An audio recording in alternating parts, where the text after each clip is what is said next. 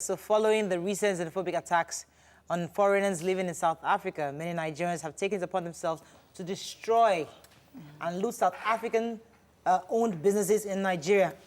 Social media is equally on fire as there is a lot of back and forth, including threats from Nigerian-born and South African-born celebrities. Is this approach the solution? Yesterday was crazy in Lagos State. Yeah, I think if others, in Ibadan, a few other pockets of Enugu as well. Yeah. And Nigerians, obviously, it seems as if they have no confidence in the government, pushing for what our demands are. What are your thoughts on these attacks? Seeing those attacks on social media, I just felt that we have lost the essence. We have forgotten what we are fighting for again. And this is what happens when we don't have trust in our government, when we think our government cannot defend us. Because we end up, destroying goods of Nigerians in those malls. I saw a lot of goods destroyed in ShopRite yesterday on social media. These are businesses run by Nigerians. The South Africans provided that ShopRite as a platform, but the business owners are Nigerians. And so we have started hurting ourselves again with this. That is my fear. How many South Africans do you know? If you know the South African here in Nigeria, please raise your hand. One. We don't. We don't have them. We have them now. No, I'm just saying, the point is that there are not many of them, is what we're saying. I understand. So we end up hurting ourselves. Yes. So for me, I feel that the protests, because there were protests, especially I think in the Ikeja Mall. Yeah. Yes. So, but then of course, hoodlums, hijacked the protest, and that is what happens usually when things like that happen. And I'm happy that there are videos, and I hope that our police force will be able to pick up those people who were looting and ransacking offices, because this is not the solution. This is foolishness 2.0. I'm telling you. Because yes, now they are killing you they are killing your people in South Africa. Then you, the Nigerian, you are now looting your Nigerian brothers' businesses. What are you doing? So the best thing to do, the protests are important, and then I'm happy also that celebrities, because whether we like it or not, those people have influence. So they are speaking up. People like Tiwa Savage has already decided not to be part of a festival that is happening in South Africa.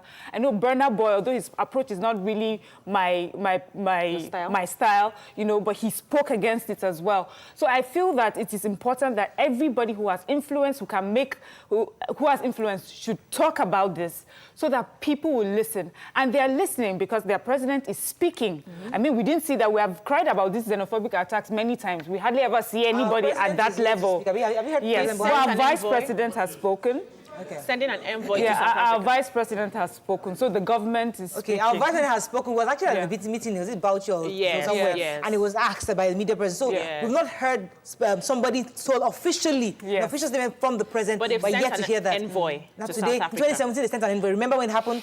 The Minister of Foreign Affairs actually, in 2017, this drama happened again, and they sent an envoy. Based on how Nigerians have comported themselves over the series of killings of Nigerians in South Africa and how we've comported ourselves in Nigeria, I think this is where reasonability leaves you. They've pushed us straight to the wall. Shame on South African government for refusing to deal with a crime that happened on their land. Nigerian government cannot go there and prosecute a crime. It's a statement of fact. We know that. When their police officers see crime happen in broad daylight and refuse to make an arrest, if you refuse to investigate to the point you have a prosecution and a conviction so that Nigeria will even have trust in the system over there. And then the reports keep coming. They will do these crimes, they will make a video of it, they will send it home. How can you put a human being on fire, make a video of it, and send it, put it on social media? It was, of course, to provoke a reaction. And you've gotten the reaction, whether it's reasonable or not. This is not to justify what has happened yesterday. But then you've pushed the people to the wall. Wait till we have unemployed youth here. They will think, these people are claiming economic issues there. Okay, now we do not have work. Let's take advantage. People have criminal inclination everywhere. But do we realize that destroying a supermarket right now, the issue with the supermarket is that the revenue they make goes to their country. So if you find stringent laws where you tax them such that money doesn't get to their country, that's where it affects their own economy. But by destroying the goods in that supermarket doesn't do anything to the South African government. Sadly, the investments that they have here are largely tied to Nigerian money. They are just it's just the franchise that we're dealing with. So true. and they have a market to export because they are farming country, they have agriculture stronger, their fruits and all that. They have a market here to export to. So what we are doing is doing ourselves, actually. Let me take this call. Said. But, okay, go on and take your call. Good morning, are you there? Yeah, good morning. Thanks for calling, Joe. Good Go ahead, morning. please. Please, I want to just add to what has been happening since 2-3 days now. Okay. Yes, we can actually blame South Africans. We can actually blame their government. And for myself, I think it's a time for sober reflection to our own government here in Nigeria. Okay. Because you just asked a question, how many South Africans are in Nigeria? Somebody should raise hands. Nobody raised hands. Yeah. Why? I think they feel that their economy is working. Please, I'm using this opportunity to ask our government to work on our own economy. If our economy is working, number of Nigerians out there, you can't see Dubai citizens in outside anywhere because the economy is working. You can't see United States citizens anywhere because the economy is working. Please, I'm begging, I'm pleading. Let Nigerian government, let us fix our economy so that our people will come back. Thank you very much. Thank you, sir. So I know this is, you know, Miriam said something yesterday, and I was thinking about it when I was going home, that, you know, when things happen like this, we are very quick to blame our government and the economy. But this is an issue of crime in South Africa. So whether our economy is working or not, how do you take care of immigrants in your country? That's what we're looking at the moment. Now, I also believe that the South African government, the security officials, I don't think they are strong enough to handle issues. The president has come out to say that it's unacceptable, but we still need to see action. Yes, we need to see action. I always believe body language. So if you're saying something, match it with your actions. Match it with your doing. All right. See, there was a post that I actually saw on Facebook that a man called Yinka Adebayo wrote this dispassionately because it seems our government is bereft of ideas on how to approach it. We're just thinking, send an envoy, do this. What exactly? And he said, I'll take a few minutes to read this, but I'd like to come to the audience. What are your own thoughts when you saw the attacks in South Africa and then Nigerians reacting? What are your own general views on this? I'd like to take 1 or 2 comments from the audience. Anybody? Go ahead, please. First of all, I think it's a shame on our government. The president himself supposed to come out officially, as in give a press statement to Nigerians and everybody at large to calm everybody's minds on what is going on. In places like USA and the rest, you will see their president coming out to give official press statement on their citizens to calm So you want to mind. hear from your leader? Yes. Can I ask you a question? That's The president of Nigeria comes out and condemns, which they usually do, I condemn this, and calm nerves, is he going to solve that a crime has happened in someone else's country? How consoling and reassuring would that be? Yeah. Just by making... Let me just even answer. Not only coming out to just condemn, he should also travel there. Okay, he's sending an envoy. Yeah. Let me take this President call. I'll and come do to you. the rest. Thank you very much for your comments. Thanks for calling. Are you there? I'm here. Morning. Go ahead, please. Good morning. Good morning to you ladies. Good morning to all the audience too. Hello? Go ahead. You're live. Go on. Please, go ahead. Yeah. I just want to tell you, I want to go along with the first caller. And our president, you just come out and say something. You should not just keep quiet. This involves Nigerians' lives. It's not about sending envoy. I get me? No, you see, you can't try this under Obasanjo. Baba will have done something drastic against this. We can't continue this way. Okay. They are killing our people. Thank you very much, Shegun. So I think people are saying that they want to hear him speak. But I also know that underneath the video of the vice president speaking, a lot of people are saying, you're just talking. You're just only talking. So the thing is, there are steps that people expect us to take. So you talk first, then show us through actions. And one of the things I've heard a lot of people have advised is, shut down the embassy there in South Africa and ask the High Commissioner here in South Africa, oh yeah, thank you, sir. Please go back home. And then advise Nigerians, please come home because obviously you cannot be protected where you are. But the embassy has been raided already. Even then, that will be open to criticism, but that is one option that the government can do. Shut down the embassy and recall our own ambassadors over there. But then, the government can do. Shut down the embassy and recall our own ambassadors over there. But then, businesses here, we have done it before and it's really cost us. Some people have suggested nationalization again. And we know in the past when it was done in the 90s, in the 70s then, people criticized it and foreign investors thought this was wrong. That, you know, so it's not right for me to put my monies where it's not secured, where a government can nationalize tomorrow. Yes. But then they keep pushing us to the wall. What exactly can we do that is beyond criticism? That's what I'm saying. Okay, let me read. There's a gentleman called Yinka Adebayo. I saw it on Facebook yesterday, and he said this. He said that if I were the president of Nigeria, I would immediately direct the High Commission in South Africa to be closed down, as he said, and said that I would ensure they take stock of all the properties that have been lost in South Africa, and for the estimated value of what was destroyed, and even the amount of citizens of us that died, and then get the South African government to pay the value of what was lost within a certain period. Yes. If they don't do that, they'll launch a diplomatic row, which includes suspension of the AU and other stringent measures, travel measures, and all that. Those are dispassionate solutions a citizen is preferring to Nigerian government. So we need to, aside from just sending an envoy there, we need to be clear on what we are demanding of the government of South Africa to ensure our citizens are safe. Yes, and that's the question I have. When you say, why are we the ones sending an envoy? I feel that it's like we're going there cap in hand again. I feel it should be the other way around. Right. South Africa will send an envoy to say, please, we're here to say we're sorry and we're looking into it. So I don't understand. The World Economic Forum was supposed to come up this year in Cape Town. Yes. Some countries have pulled out. Yes. They said they're not coming. Zambia has a match with them. This morning I heard on radio, they pulled out. Yeah. They said they're not playing. So we should stop every relation with them as much as possible. But we've continued the relation over the years when this xenophobic attack continued to happen. Then South African government, please, look for ways to engage your people.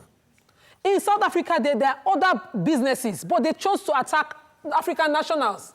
People from Africa, other black countries, rather than attack the white investment. Chinese have invested there. And it's important to attacking their businesses. It's important to dispel some facts, some myths out there. South African economy is not better than Nigeria. Let me tell you why. Because unemployment is 28%. Okay. Growth is barely 1%. Murder rate in Joburg is very high. Suicide in Cape Town is world record. Mariah. Stop blaming your own government. Mariah, so why are people traveling there?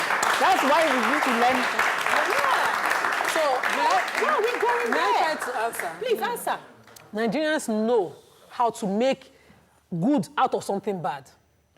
Nigeria, I met a Nigerian investor who stayed in Côte d'Ivoire and made his millions there. When people were not looking, no, he looked at the market. He was saturated here. Everybody's doing the same business here. And found a market there nobody had created. He went there, he created that market. Today, is the only distributor of that particular goods in the whole of Côte d'Ivoire. So why can't we do the same thing? The same thing is what happened. We see Nigerian opening businesses. South Africans fail to cap into. Even importation of cars, we do there. And then you go there. What you do to react is that, you know, we're taking over your economy. When a minister for the police affairs is talking that we're taking over your economy. He's not talking to their young ones that you to till the soil and make money. So let me take this call. I'll come to you. Okay. Thanks for calling. Are you there? Hello, good morning. Good morning, sir. Habib, go ahead, please. I really enjoy your program. Thank you. The leader that cannot fight for his own freedom, how can he fight for his own citizens' freedom?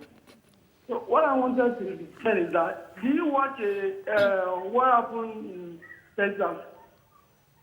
The governor came out, the governor was even crying on national TV. So what of our own citizens that is dying in Africa here, just ordinary Africa here, they cannot even defend us. Talking of taking a bullshit. Point taken, Habib. Thank you very much for your views. Yes. So the typical Nigerian is smart, intelligent, dogged, rugged. Anyhow you want it, they can give it to you. Ambitious. And they thrive all over the world. Anywhere you find them, in America, in China, they have their quarters, they thrive, they do businesses, they excel.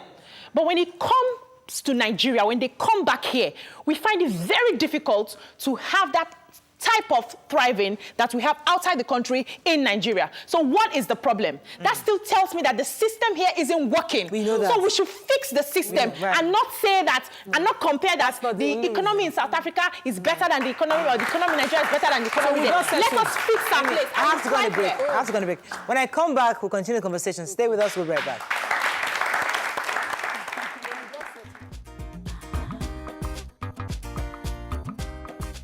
Stay tuned. Your View will be right back.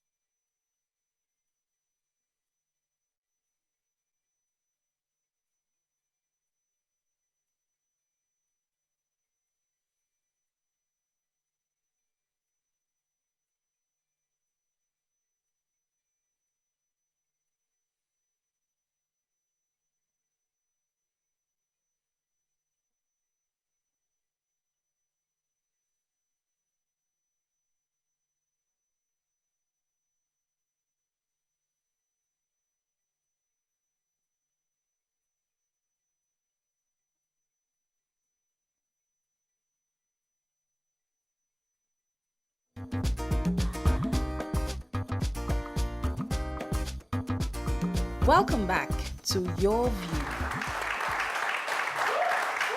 All right. Thanks for staying with us. I'm going to take one or two comments from our audience. Go ahead, sir, please. Good morning to everyone. Yeah. Good morning. Listening to the points that have been raised, I look at it as inhumanity, first of all, because if you look at this attack, it's the blacks who are involved. So I look at it as inhumanity from black to black. That's point one. Point two, we have a failed system, economic-wise and all other areas. I tell you this, if the system was working in Nigeria, first of all, we would not have Nigerians living in other countries. That is the truth. In other words, you live here in Nigeria, you run your business in Nigeria, but it's because of the system. That's why Nigerians are moving to other countries. And if you look at it, when a foreigner is running a business in your country, he is rendering a service to you. Yes. He has come there, he said that there is something that people in this country need. Nationals are not providing it, and I can provide everything. So if you have that information, you will not go and destroy a business that is serving you in Nigeria. Let's take a few tweets. Study the business and see how you can create competition for that person. Simple. Eventually push it back to his country. Exactly. Why the Let's only take way a is few to tweets. kill him? He God bless says, you. Joel's call is neither here nor there. Say that South Africa also has economic problems with unemployment. The fact we travel there and don't come here is a cultural thing. Some people are more aggressive and likely to travel than others. That Radio Soldier says the looting is not a response to the killings. Nigerians are peaceful. This is a reaction to the economic meltdown in the country. Nigerians were triggered by the killings. So let me take this one. Ayodeji Yusuf says, I believe getting a direct information from a reputable Nigerian in South Africa will give us a clearer picture of the activities of some Nigerians which sparked the attack. Not all South Africans are xenophobic and not all Nigerians are sent over there. Yes, we've heard, I got 2 calls yesterday. One from South Africa insisting on how Nigerians are not comporting themselves properly there. But what we're discussing here is loss of lives and the total disregard for it. So there's no justification that for the behavior of Nigeria that meets, taking their lives outside the laws of the land, taking their lives by mob and action like that. So we cannot be debating how Nigerians have comported themselves at this point, where we see videos of our people being put on fire. Even if they're not Nigerians, they're other Africans. Nobody should be killed like that. But at the same time, we must also borrow our we. And we'll get to that.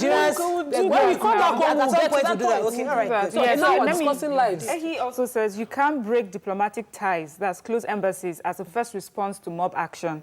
Ask our embassy to make an estimate of losses and ask the SA government to pay with compensation for those killed. Then ask AU to respond. Well, so basically agreeing. We need to respond. We need to actually ask the Minister of Foreign Affairs. Remember 2017 when this thing happened? He was supposed to, he sent an envoy. What was agreed, we don't know.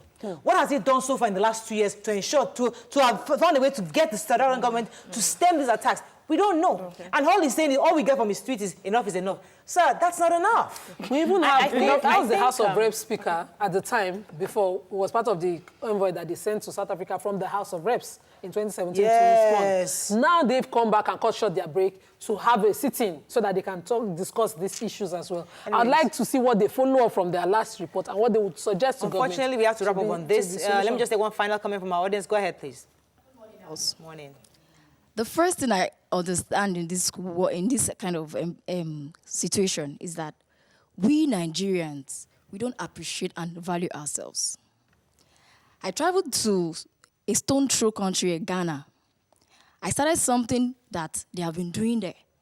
But when they realized I'm a Nigerian, they brought the kudos to me that when Nigeria does anything, they are good at it. We don't appreciate ourselves in the entire world here. We did not appreciate ourselves.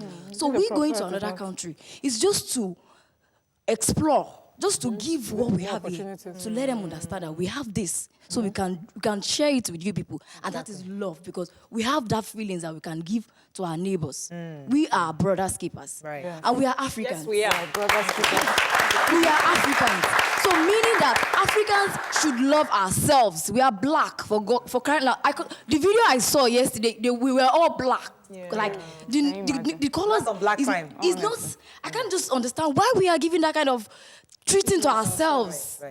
On that it's sad. It's very sad. Thank you very much. A lot of Nigerians share your pain, trust me. And it's painful, but as I said, we cannot take laws into our own hands. We need to trust that our government indeed will take the bull by the horn and help us solve this problem.